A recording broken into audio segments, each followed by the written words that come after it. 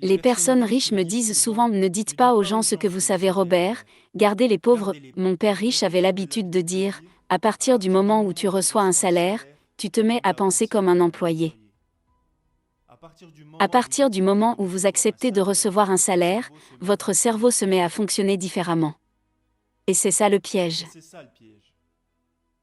Les entrepreneurs travaillent gratuitement. Le système scolaire est conçu pour vous apprendre à devenir salarié, docteur ou avocat. Il est conçu pour que vous deveniez un spécialiste. Mais l'école ne vous apprend rien sur l'argent.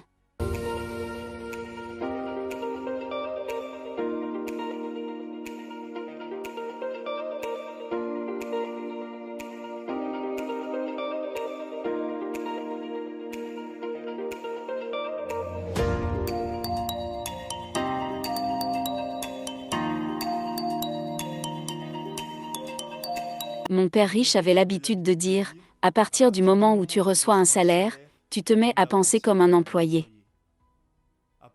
À partir du moment où vous acceptez de recevoir un salaire, votre cerveau se met à fonctionner différemment. » Et c'est ça le piège. Les entrepreneurs travaillent gratuitement. Le système scolaire est conçu pour vous apprendre à devenir salarié, docteur ou avocat. Il est conçu pour que vous deveniez un spécialiste. Mais l'école ne vous apprend rien sur l'argent.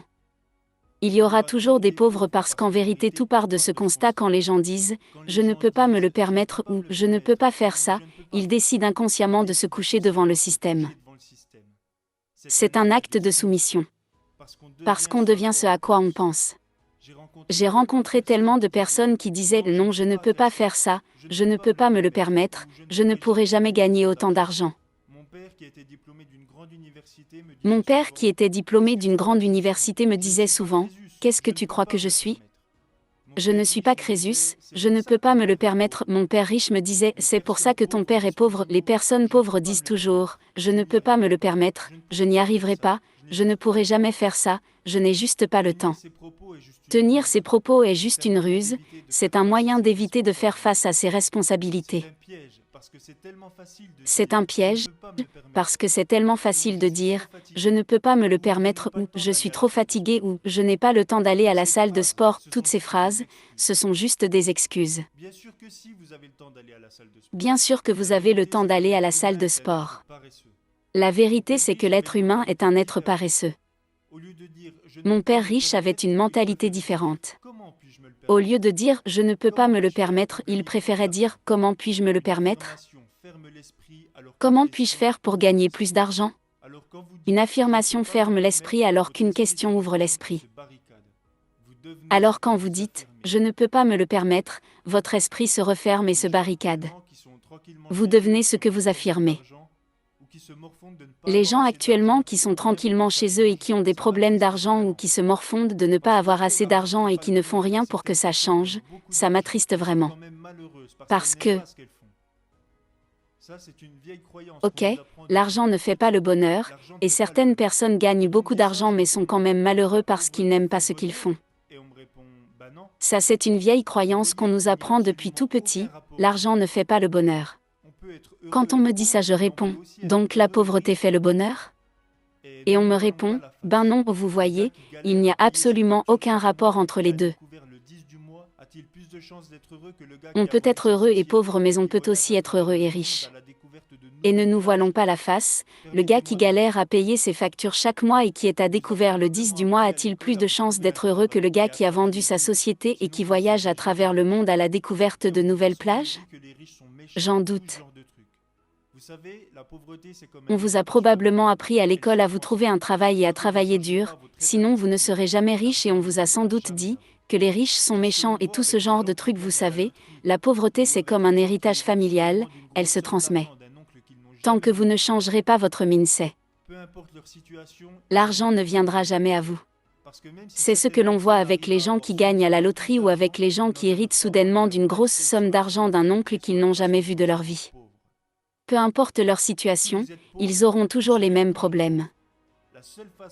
Parce que même si certaines personnes arrivent à avoir subitement plus d'argent, il n'en demeure pas moins que leur mindset sera toujours calibré sur la façon de penser des pauvres. Si vous êtes pauvre, vous serez toujours pauvre. La seule façon de changer est de changer la fréquence de votre mindset. C'est très dur pour les gens de comprendre que si vous gardez le même mindset, l'argent disparaîtra aussi vite qu'il est arrivé. C'est ce qui se passe avec beaucoup de sportifs. De haut niveau, ils gagnent des millions de dollars pendant leur carrière et une étude a montré récemment que 65% d'entre eux sont ruinés dans les 5 ans qui suivent la fin de leur carrière. Ça arrive parce que la plupart viennent de familles pauvres. C'est quelque chose d'assez effrayant. N'est-ce pas? Si vous ne voulez pas comprendre ça, alors je ne peux pas vous aider. Vous savez, j'ai connu énormément de malchance tout au cours de ma vie, j'ai fait face à des crashs financiers et certaines personnes ont profité de ces moments de faiblesse pour me poignarder dans le dos. Mais tous ces moments durs sont devenus avec le temps des bons moments parce qu'ils m'ont permis de grandir et d'acquérir de l'expérience. Donc, pour moi, les erreurs que j'ai commises et les moments délicats que j'ai traversés ont toujours été une bonne chose. Les personnes qui ont peur de faire des erreurs n'avanceront jamais dans la vie. Et malheureusement, tout au cours de notre cursus scolaire, on nous note sur le nombre d'erreurs qu'on a commises. C'est d'une absurdité quand on y pense. La raison pour laquelle la plupart des gens sont pauvres est qu'ils n'ont jamais échoué. Vous savez, ils agissent tellement prudemment qu'ils ne se sont jamais trompés parce qu'ils ne sont jamais sortis de leur zone de confort. Ils font juste comme on leur a appris à l'école, ils suivent les règles. Donc ils n'ont jamais rien appris de l'échec, c'est pour ça que je pense que le système scolaire est complètement dépassé. Ce qu'ils font des jeunes aujourd'hui, c'est ce que j'appelle de l'anti-éducation. Le jeune gars diplômé qui se dit « J'étais un super élève, j'ai un bon diplôme, mon avenir s'annonce radieux », il a l'impression que le monde lui appartient mais quand des difficultés se dressent sur son chemin, il se dit que c'est injuste et il abandonne. Les gens disent parfois que l'argent n'est pas important pour eux. Si l'argent n'est pas important pour vous, alors l'argent ne se préoccupera jamais de vous. Ça va dans les deux sens. Vous savez, le monde devient cher, ou je ne serai jamais riche, ou le préféré est que les riches sont avides. Vous savez, il existe cette idée préconçue qui est de dire que les riches sont des gens égoïstes et avides qui ne pensent qu'à leur portefeuille, alors qu'en vérité, ce sont les pauvres qui sont avides. Parce que quand on y pense, pour devenir riche, il faut donner quelque chose. J'ai vendu tout type de produits et j'ai investi massivement dans l'immobilier, mais ce que j'ai aussi fait à travers tout ça, c'est créer des emplois pour permettre à des gens de vivre et de nourrir leur famille. C'est pour ça que je suis riche aujourd'hui. Les personnes avides ne produisent rien. Einstein disait que l'imagination est plus importante que la connaissance, mais la connaissance permet d'avoir plus d'imagination. Je pense que ce qui manque à la plupart des gens, c'est d'avoir de vraies connaissances du monde des affaires. Comme qu'est-ce qu'une comptabilité, avoir des connaissances sur la fiscalité, sur les taxes. Il vous faut savoir tout ça pour réussir, et malheureusement vous n'apprenez rien de tout ça à l'école. La plupart des professeurs n'ont pas ou peu de déontologie éducative. Ils enseignent des sujets qu'ils ne pratiquent pas eux-mêmes. Moi j'appelle ça des faux professeurs, usurpateurs. Un faux professeur est quelqu'un qui a juste besoin d'un job. Il vous enseigne comment, en cirant les chaussures de votre boss, vous pourrez obtenir une promotion. Mais ils ne savent pas vraiment ce qu'ils enseignent. Dans la vie, l'une des choses que je conseille aux gens, c'est de savoir identifier les vrais professeurs et les faux professeurs. Elon Musk a dit un jour qu'un dealer de quartier a plus de connaissances sur la façon de gérer un business qu'un professeur d'école de commerce. C'est la réalité. Un faux professeur est quelqu'un qui ne pratique pas ce qu'il enseigne. Il y a des professeurs qui enseignent le business dans des grandes écoles de commerce mais qui n'ont jamais créé un seul business. Un vrai professeur est quelqu'un qui fait ce qu'il enseigne chaque jour. C'est pour ça que notre système éducatif crée des étudiants qui sont faibles. Les gens me demandent souvent « Pourquoi est-ce que tu ne donnes jamais d'argent aux pauvres ?»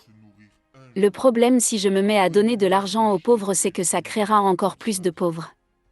Donnez à un homme un poisson et il pourra se nourrir un jour, apprenez-lui à pêcher, il se nourrira toute sa vie. Si vous donnez un poisson à un homme, beaucoup de gens viendront vers vous pour vous demander un poisson.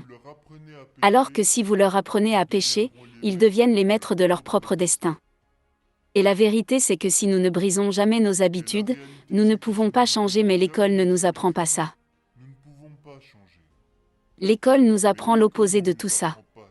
Comme je l'ai déjà dit, le système scolaire ne nous apprend pas à perdre. Ce que j'ai l'habitude de dire aux jeunes qui viennent me demander des conseils, c'est de construire leur propre jeu afin d'être soumis à leurs propres règles. Parce que si vous faites la même chose que tout le monde en suivant les mêmes règles que tout le monde, comment pouvez-vous espérer avoir des résultats différents? Donc mes deux principales sources de revenus sont numéro 1, le business, et numéro 2, l'immobilier. Je pense que le business et l'immobilier sont le combo ultime pour s'enrichir. Cela vous donne un avantage certain sur les employés parce qu'ils ne savent pas comment faire pour gagner plus d'argent. Beaucoup de personnes préfèrent rester gentiment à attendre et à regarder le temps passer, plutôt que de créer leur propre business. L'un des meilleurs moyens d'acquérir une grande richesse est de jouer au Monopoly dans la vie réelle. 4 maisons vertes, un hôtel rouge. Si je pouvais avoir un téléphone magique pour parler au jeune homme que j'étais à 20 ans, la seule chose que je lui dirais c'est « profite pleinement de la vie et n'aie pas peur de prendre des risques ». En réalité, tout ce que j'ai fait au cours de ma vie n'a jamais vraiment eu de sens. J'ai quitté un job où j'étais payé 120 000 $ par an à travailler dans un bureau pour partir me battre au Vietnam et gagner 2 cents $ par mois. J'aurais pu mourir là-bas et ne jamais revenir. Vous voyez, ça n'avait pas de sens, mais je peux vous assurer que c'est la meilleure décision que je pouvais prendre à l'époque. Malheureusement, ce que font la plupart des jeunes, c'est qu'ils laissent leurs parents dicter leur vie au lieu de suivre leur instinct. Et ils les écoutent parce qu'ils ont peur d'échouer. Alors que l'échec fait en réalité partie du succès. Si vous regardez quelqu'un comme Thomas Edison, il a échoué des milliers de fois avant de créer l'ampoule à oxygène. Notre système scolaire nous punit quand nous commettons des erreurs. C'est pour ça qu'il y a tant de personnes qui ont peur de faire des erreurs ou qui ont peur d'échouer.